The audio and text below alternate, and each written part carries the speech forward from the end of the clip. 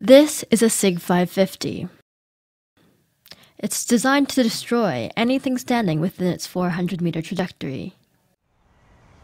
And there are over 500,000 of them kept in Swiss homes. Guns and shooting are a strong Swiss tradition. Basic military training is mandatory for young men, and afterwards they're required to keep their weapon at home. Mark Heim is the Ticino representative for the lobby group Protel. Basically, this was my father's military rifle, and of course he got to keep it when he was finished. I have my grandfather's rifle in the office, hanging on the wall. This was mine when I did service, which is quite an old one. It was introduced in 1957. Was used until 1990.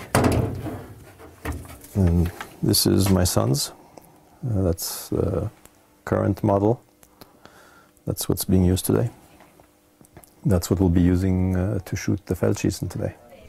The Feldschießen, or Tiro Federale in Campania as it's known in these parts, is an annual Swiss event, and it's also the largest shooting festival in the world.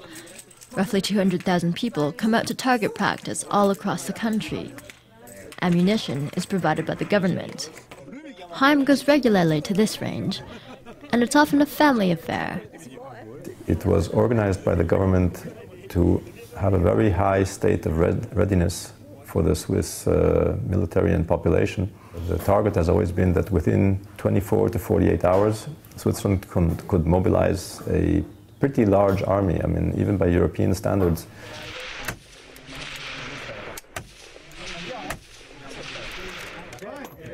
But it wasn't the militia that sparked Heim's interest in guns as a young man. It was an unassuming trip to a Holocaust museum. I was going through all the exhibits and the soap and the lampshades made of people's skin. And while I was looking, I heard a funny noise, and there was an old woman maybe 2 meters from me, and she was trying not to cry. She was sort of sobbing very quietly. She was holding it back. If she had been a few meters further away, I wouldn't have heard her. And she obviously had gone through that. That's when the whole impact of it hit me. And I promised myself I would never be in her situation.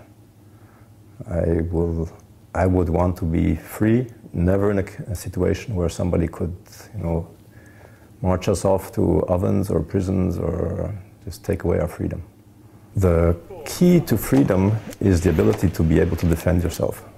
And if you don't have the tools to do that, then you are at the mercy of whoever wants to put you away. And the tools for that are guns.